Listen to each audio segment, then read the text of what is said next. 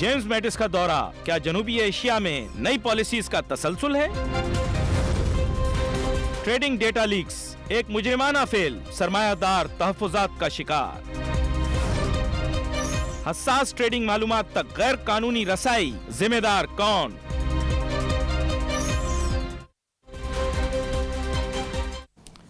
नाजरीन, रुपया पैसा में आपको खुश आमदीद कहते हैं। मैं हूं अली नासिर। जनाब जनरल जेम्स मैटिस साहब तशरीफ़ लाए, गुफ्तगू की बात हुई, बहुत सारी तफसीलात सामने आईं। कुछ तफसीलात ज़ाहिरी बातें हमें कभी भी पता नहीं लगेंगी कि क्या बात हुई, दर हकीकत क्या उसका रिज़ल्ट निकलेगा। एक जिसे कहते हैं कभी कभार अपनी राय भी दे देनी चाहिए। जैसे वो फरीद स्टेक आता है हमेशा, एक बड़ा मशहूर प्रोग्राम है बैनुल अक़वामी सतह पर, तो मेरे ख्याल से शायद ऐसी कोई बात नहीं हुई होगी जो कि इतनी ज़्यादा सिग्निफिकेंस रखती होगी आजकल के स्ट्रेटेजिक माहौल के अंदर। मुझे ऐसे लगता है जैसे एक रूटीन विज़िट था और कोई ख़ास कोई एजेंडा सेट नहीं हुआ होगा। और ज़ाहिर बात है हम भी अब मूड में नहीं थे मज़ीद डू मोर सुनने के, तो ना हमने डू मोर के मुतालिक इतना ज़्यादा संजीदगी से सोचा होगा और वो भी अपने मैंडेट के अंदर इतना कुछ सोच के नहीं आए होंगे। अभी आप देख रहे हैं बहुत सारे मनाजिर हमारे सामने आए जिधर सिविलियन क़यादत जो है वो उनसे बात कर रही है। मेरे ख्याल चेहरे बहुत कुछ बता देते हैं। और एक दफ़ा ये भी कहा गया था कि silence is also a message. यहाँ पर बहुत ही अहम मेहमान हमारे साथ शामिल गुफ्तगू हैं, जनाब मीर मोहम्मद अली ख़ान साहब, इन्वेंटर हैं। वेलकम करता हूँ आपको शो में। Thank you. तो मैंने अपने जब सवाबदीदी इख्तियारात इस्तेमाल करते हुए अपनी एक राय दी थी। आपको इत्तेफाक करने की ज़रूरत नहीं है, आप अपनी राय दें ताकि पता लग जाए कि क्या आपने जो राय दी है मेरी नज़र में वो बेहतरीन राय है। मैटिस साहब आए तो हैं मगर मेरे ख्याल में बादल नाखास्ता आए हैं, क्योंकि पिछले एक हफ़्ते से जो पॉलिटिकल अपहीवल अमेरिका में चल रही है, ट्रंप की ऑब्स्ट्रक्शन ऑफ जस्टिस के चार्जेस आने वाले हैं कि उन्होंने झूठ बोला था कि मुझे नहीं पता FBI से, माइकल फ्लिन ने झूठ बोला और बाद में खुद ही ट्वीट कर दिया। I think right now there is a lot of pressure within the American politics. आज तो ये भी बात चली है कि शायद इम्पीचमेंट करीब आने वाली है। जॉर्ज बुश कह रहा हूँ, सॉरी वो जनाब डोनाल्ड ट्रंप की। तो ये इस वक्त जो ये फॉरेन पॉलिसी है और एक डिफेंस मिनिस्टर है, वो तो जो डिफेंस मिनिस्टर आता है वो वॉर स्ट्रैटेजी हर चीज़ के ऊपर ही बात करेगा। और आके मेरे ख्याल में उन्होंने अब तो हिम्मत भी नहीं की होगी डू मोर कहने की, क्योंकि इससे ज़्यादा हम डू मोर नहीं कर सकते। You do more and we will watch now. I think we have come to the point where we can ask अब आप करें। तो मेरी नज़र में, मेरी हम्बल व्यू में, दिस वॉज इनकॉन्सिक्वेंशियल, इनसिग्निफिकेंट। आए चाय पिए बिस्किट खाइए चले जाइए। अच्छा, तो यानी मतलब आई वोंट से कि कंसेंसस है इधर, लेकिन obviously there is a view here in Pakistan जो कि इससे मिलता जुलता है। अच्छा, यहाँ पर एक चीज़ आपसे और भी पूछना चाहूँगा। एक मॉडरेट आवाज़ है अमेरिकी हुकूमत के अंदर जनाब रेक्स टिलरसन की, जो कि कॉर्पोरेट वर्ल्ड के मैं कहूँगा कि बहुत बड़े एनर्जी जाइंट को सरबराह भी रहे हैं माजी के अंदर। तो बुनियादी तौर पर उनका एक मॉडरेट सा स्टांस है। मेरे ख्याल पाकिस्तान की तरफ भी एक मॉडरेट सा स्टांस है। डू थिंक इन फ्यूचर कोई उनकी तब्दीली की वजह से अमेरिकी माशी पॉलिसी पाकिस्तान की तरफ कुछ तब्दील होने का? देखिए, मैं तो सब में पहले जो आपने एक बात कही ना कि वो एक मॉडरेट आवाज़ है, ट्रंप एडमिनिस्ट्रेशन में मैं किसी मॉडरेट आवाज़ को जीता नहीं देख सकता। मैं समझ ही नहीं सकता, मैं इस बात को मानने से इनकार करता हूँ कि Trump will let anybody stay who is moderate. So मेरे ख्याल में Rex Tillerson is on his way out. वैसे ही बहुत डिफरेंसेस हैं बुश और बुश, बार बुश कहे जा रहा हूँ, बुश का दौर वापस आपको याद आ रहा है। आई गेस आपको याद आ रहा है, फ्रॉइडियन स्लिप, बार बुश कहे जा रहा हूँ। I am a registered Republican. Sharaf आपके दोस्त हैं ना, इसलिए आपको बुश याद आ रहा है। तो मेरे ख्याल में रेक्स टिलरसन भी चले जाएंगे। I think there is another indictment coming which will be Flynn के बाद जेड कुशनर की, उनके जो सन इन लॉ हैं, दामाद भी हैं, दामाद का तो पाकिस्तान में भी बड़ा अहम किरदार होता है जनाब वाला। पाकिस्तान में भी होता है। मुझे तो ऐसा लगता है कि यहाँ के पॉलिटिशियंस से ही कोई DNA मैच कर रहा है ट्रंप का। ट्रंप ने चंद दिन पहले ये कहा था कि I am the most popularly elected president of America, how could the FBI and the justice department give me such a hard time. तो मुझे तो अब मैं क्या कहूँ, आप समझ जाइए जो मैं क्या कहना चाह रहा हूँ। मुझे क्यों तंग किया, ये कह दिया उन्होंने अंग्रेजी में। इस वक्त जो है ये मामला जो है, जाहिर बात है मैं आगे मईशत की जानिब ले जाना चाहूँगा, लेकिन ये बता दूँ कि मुलर साहब जो हैं बुनियादी तौर पे साबिक FBI के डायरेक्टर, जहाँ तक मेरा इल्म मुझे बताता है, वो बेसिकली इस मामले को देख रहे हैं, ये जो रशिया कनेक्शन वाला मामला है और मुख्तलिफ मामलात को बड़ी गहराई से देख रहे हैं। अच्छा, यहाँ पर एक माशी मामले की तरफ आपको लेकर आता हूँ। बुनियादी तौर पर पाकिस्तान के अंदर इस चीज़ पे बड़ी रिलायंस होती है कि अमेरिका से कितनी इमदाद मिलेगी, अमेरिका से कितने पैसे मिलेंगे, क्या इकोनॉमिक सपोर्ट रहेगी, और फिर मोस्ट ऑफ ऑल कि अमेरिका से कितना इंटरनेशनल स्टेज के ऊपर पैट्रोनेज मिलेगा जिससे पाकिस्तान की फुटिंग मजबूत होगी। आपके ख्याल से थोड़ा बहुत इसके मुस्तकबिल के बारे में बात करना ज़रूरी है। How much are you expecting Pakistan is going to get from the United States? I hope and pray to Allah zero. Zero? आपका सर उठ गया ना भाई, हमारा नहीं, आपका सर उठ गया ना। I hope and pray to Allah that we come to a point जहाँ पे हमें जीरो पैसा मिल रहा हो, और अगर मिल भी रहा हो तो हम इनकार कर रहे हैं। हर चीज़ की एक अपॉर्चुनिटी कॉस्ट होती है अली। आप डॉलर अमाउंट को ना देखें।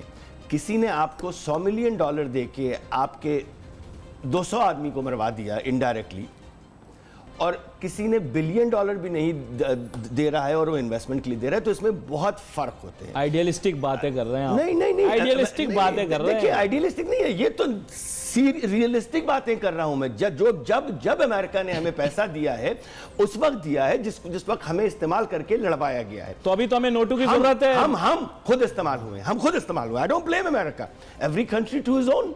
जो उनकी पॉलिसी वो अपने मुल्क की बेहतरी के लिए कर रहे हैं, हम क्यों सामने आके अपने आप को फेंक रहे हैं? आप मुझे बताएं कि अभी हम फंस गए हैं ये तिजारती खसारे के अंदर। किसने फंसाया? अमेरिका ने फंसाया हमें। जो हम खुद फंसे हैं ना, तो हम खुद सही करें। जब तक ये कहते हैं घसीट के ले आऊंगा, बाहर से पैसा ले लूंगा, लेना बंद कर दूंगा, कशकोल तोड़ दूंगा। अभी 2.5 बिलियन का कशकोल भर के आ गए 4 दिन पहले। उससे $35 बिलियन जो 17 साल में नहीं कर्जा लिया था, वो पिछले 4 साल में ले लिया। हमारे पास इस वक्त नेशनल एक्शन प्लान जो है ना, वो नेशनल एक्शन इकोनॉमिक प्लान होना चाहिए। अब एक emergency national action economic plan, I am suggesting this कि सारी पार्टीज बैठे, वरना we are getting close to, God forbid, खाकम बदहन, default. When you get to about $100 billion in debt while your reserves are $15 billion. You had Argentina, Greece, Portugal, Spain, Egypt, Belize, Panama, Brazil, ये सारे ममालिक के नाम दे रहा हूं, जिनके जो 19-20 मुल्क थे जिनके $600 बिलियन के रिजर्व्स थे, और उनका इसी परसेंटेज के ऊपर जब डेट आया तो वो डिफॉल्ट, तो वो उलझ गए। यहाँ पर मुझे एक छोटी सी ब्रेक लेनी है, क्योंकि मैं भी लस्सा गया हूँ। मुल्क की मईशत के बारे में जब भी बात होती है तो इसे नो गो एरिया तस्वर किया जाता है। थिंकर्स को बैठना चाहिए, वाकई में बात करनी चाहिए। Let's take a short break.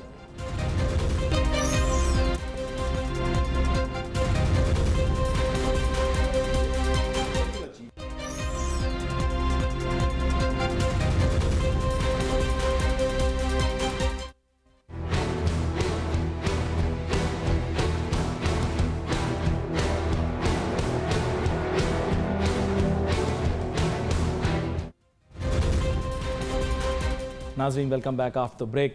गुफ्तगू हमारी जारी है। बात कर रहे हैं जनाब मीर मोहम्मद अली खान साहब के साथ, जो कि एक इन्वेस्टमेंट बैंकर हैं, और ब्रेक पे जाने से पहले उनके साथ गुफ्तगू की कि जनाब ये जो हालिया दौरा रहा जनरल जेम्स मैटिस का, उसके नतीजे में क्या हुआ, उस पर मेरे ख्याल हम दोनों की एक जैसी राय कुछ बनी, और वो राय जो थी वो निस्बतन न्यूट्रल इस हिसाब से थी कि हमने कहा कि इतना ज़्यादा उस पर एम्फेसिस और उसको इतनी ज़्यादा सिग्निफिकेंस नहीं देनी चाहिए। ये आप ऐसे कह सकते हैं कि रूटीन विजिट था। लेकिन अब दूसरी खबर की जानिब आएंगे, जो कि गर्दिश में रही मार्केट के अंदर। स्टॉक एक्सचेंज के मुतालिक एक खबर थी। एक दिन में सुबह जागा तो मैंने अखबार खोला अंग्रेज़ी का, क्या देखता हूँ उसके अंदर एक आर्टिकल सा दिया हुआ, उसमें लिखा हुआ कि ये जो डेटा और इन्फॉर्मेशन होती है स्टॉक एक्सचेंज की, ये जनाबे वाला लीक हो रही है। तो पानामा तो लीक हो गया, पैराडाइज भी लीक हो गई, लेकिन ये जो लीक है इसके पीछे क्या राज है? तो let's try to find a way कि इस लीक के बारे में पता करें। जनाब मीर मोहम्मद अली खान साहब, ये लीक कहाँ से हुआ, किसने किया, हमें तो कुछ पता नहीं, लेकिन इस तरह का डेटा स्टॉक एक्सचेंज के मुतालिक आम नहीं होना चाहिए। आपने पैनामा और पैराडाइज पेपर्स की लीक की बात की या विकी लीक्स की बात की। वो लीक जो हैं वो नेक नियति में की गई थी, वो चोरों को पकड़वाने के लिए, उनके झूठ को एक्सपोज करने के लिए की गई थी। पाकिस्तान स्टॉक एक्सचेंज में सालों से इन्वेस्टर्स का डाटा लीक होता है रोज़ शाम को, और उसको एक नाम भी दिया गया है जिसको कहते हैं कैलेंडर। कैलेंडर? कैलेंडर मतलब डेली, वो क्या होता है, क्या खरीदा आपने, क्या बेचा आपने, आपके पास क्या पोजीशन है, कितना शॉर्ट सेल हुआ है, कितना क्या मार्जिन पे है या सीडीसी में पड़ा हुआ है, ये सब मिलके एक जगह रख के आईटी डिपार्टमेंट से, मार्केटिंग डिपार्टमेंट से, अल्लाह जाने कहाँ और से होता ही पहुंचा होगा ना, वरना कैसे पहुंचेगा। और हर कोई इस बात को डिनाई करेगा। मैं 2 साल से इससे लिख रहा हूँ। डॉन ने अभी एक खबर छापी थी, मैं तो 2 साल से इस पर लिख रहा हूँ। मेरे फेसबुक की टाइमलाइन के ऊपर है, 24 मई को आखिरी दफ़ा लिखा था, वो भी मेरी टाइमलाइन के ऊपर पूरा है। अच्छा, ये अब SECP ने, फेसबुक और टीवी में बहुत बड़ा फर्क है। आज टीवी में बता रहे, मवाद बताना पड़ेगा, ऐसे ही नहीं बात करने देंगे। सारा सामने है। आप कुछ खरीदें, कल सुबह मुझे पता चल जाएगा। अगर मैं कैलेंडर खरीद रहा हूं तो रोज बिकता है वो, और ये लाखों रुपए का है। उसकी अहमियत क्या है? उसकी अहमियत क्या है? हर चीज पता चल जाती है। आपके पास क्या पोजीशन है, आपसे माल छुड़वाना है जो यहाँ की लैंग्वेज में है, आपको माल पहनाना है। ये तो खरीद सब चीजें सीखी है मैंने पाकिस्तान अल्फाज आके, मुझे तो पता भी नहीं था उर्दू में मार्केट को किस तरह ट्रेड करते हैं। नहीं, यहाँ बहुत सारी चीजें लोग पहना देते हैं। तो यहाँ पर देखिए, सब में बड़ी बात यह है, इन्वेस्टर्स का डाटा जब लीक होता है तो एक दहशतगर्द के हाथ में वो चला जाए, वो अपने बैंक अकाउंट में उसने 10 लाख रुपए रखे हुए हैं फर्ज कीजिए, और ब्रोकरेज अकाउंट में 15 करोड़ रुपए पड़े हुए हैं। वो तो दहशतगर्द जो है, ये कमेटीज, अमन कमेटी, ये कमेटी, दूसरी चीजें, हर चीज जो आजकल, नहीं, ये तो बहुत ज्यादा हो गया भाई। आप taking it too far. Am I? आपको पता, अगर if you are a gangster and you want to know कि सही टारगेट को मैं उठाऊं, आप कैसे मालूम करेंगे? या तो उसके घर का साइज देख लेंगे आप जाके, या फिर आप उसके बैंक अकाउंट की तफसीलात निकालेंगे। नहीं, आप आई थिंक चलो, ये एक आप कह रहे हैं, this is a hypothesis. It's not an hypothesis. There is an absolute nexus. I challenge any investigative authorities. Investigating anti terrorism, 5 से 10% तो जो अगवा हुए हैं लोग, ये कैलेंडर की वजह से हुए होंगे। भाई एकदम एक के पास आ रहा है, उस देख रहे इसमें 40 करोड़ रुपए का स्टॉक पड़ा हुआ है इसके पास। वाओ, ये जो बातें आप कर रहे हैं बड़ी संगीन नोयत बेइंतहा संगीन। मैं माव रहा हूं इनसे। मैं बेइंतहा संगीन बातें कर रहा हूं, इसीलिए तो दुश्मनियां हैं। सच बात करो तो फोन आ जाते हैं, खलबलियां मच जाती हैं, PSX के बोर्ड रूम में मीटिंग्स शुरू हो जाती हैं। बड़े साहब नीचे वाले को फोन करके कहते हैं मीरमाक को जरा कहो कि ना करे। मैं इस मामले में मैं क्या कर सकता हूं, अगर आप दुश्मनियां बहुत लेते हैं? दुश्मनी, सच बात करो, दुश्मनी। एनीवे, ये जो डाटा लीक्स है, SECP ने एक आदमी को, भाई आप बिजनेस इंप्लीकेशन मुझे बताओ ना, बिजनेस इंप्लीकेशन क्या हो सकती है? बिजनेस इंप्लीकेशन क्या होती है? 4-5 लोगों के हाथ में मार्केट आ जाती है, उनके पास सारा डाटा होता है, पूरा बिहेवियरल साइंसेस होती है ना, ये बिहेवियरल साइंसेस के अबव चीज है। ये बिहेवियरल साइंसेस में प्रेडिक्शंस और स्टैटिस्टिक्स की बिना पर होती है। यहां तो ना प्रेडिक्शन रही ना स्टैटिस्टिक्स रही, आपके सामने नजर आ गया। ये मेरा is it wrong? Is it wrong? It is criminal. If it is happening, it is wrong. Yes, it is happening and it is criminal. It is criminal. Wrong is something different. Wrong is maybe मैंने red light तोड़ दी, that is wrong. कोई बूढ़े सामने से जा रहे थे, मैंने गाड़ी नहीं रोकी, that is wrong. Wrong doesn't have a punishment. Criminality has punishment. Is it wrong in the West? क्या बाहर के मुमालिक में भी ये You would be in for 30 years. You would be in for stealing client data. फिर then again मैं वही लफ्ज इस्तेमाल कर रहा हूँ, if. If client data is being leaked, you will go to jail for 30 years. Minimum 10, maximum 30. It comes under insider trading. It comes under insider trading के जुमरे में आता है। Insider तो हो गया ना वो। मैंने insider का तो सिर्फ तरीन साहब के सिलसिले में सुना था। और नहीं, मैं बिगाड़ना किसी से नहीं चाहता, मैंने सुना था, मुझे पता कोई नहीं। लेकिन हाँ, ये बात जैसे आपने कही कि अगर हलफ ले लें, ऐसा करें ना। ये जो जिन साहब ने दिलावर हुसैन को फोन किया था ना, जिन्होंने लिखा है, मुझे भी पता है, एक सेकंड, जो उनको फोन किया था, आप ऐसा कीजिए, उनसे कहिए, जिन साहब ने इस जर्नलिस्ट को फोन किया था, कुरान शरीफ के ऊपर हाथ रख के बोल दें कैलेंडर नहीं चल रहा था इतने साल से, और ये बोल दे मैं पब्लिकली आके सारी दुनिया के नहीं हूं ना। नहीं, आप नहीं, मैं पब्लिकली आके सारी दुनिया के सामने मैं अपॉलॉजी दूंगा, हाथ जोड़ के ऐसे, अगर के वो तौबा इतना बड़ा काम कर सकते हैं कि हल्फिया कहते हैं, ये झूठे हैं। देखो, हलफ का दौर तो अब नहीं, अल्लाह माफ करे, कहना नहीं चाहिए हलफ का दौर तो अब, या सबूत अली, दिस इज रिडिकुलस। आए ना डीजी सबूत है तो फिर बात। रेंजर्स को मैंने पिछले प्रोग्राम में कहा था कि मुझे बुलाएं, अल्हम्दुलिल्लाह मैं पब्लिकली कह रहा था, otherwise I can go to him, but publicly कह मुझे बुलाया, मैं उनको नेक्सस समझाता हूँ टेररिज्म, अगवा का और इन लीक्स का।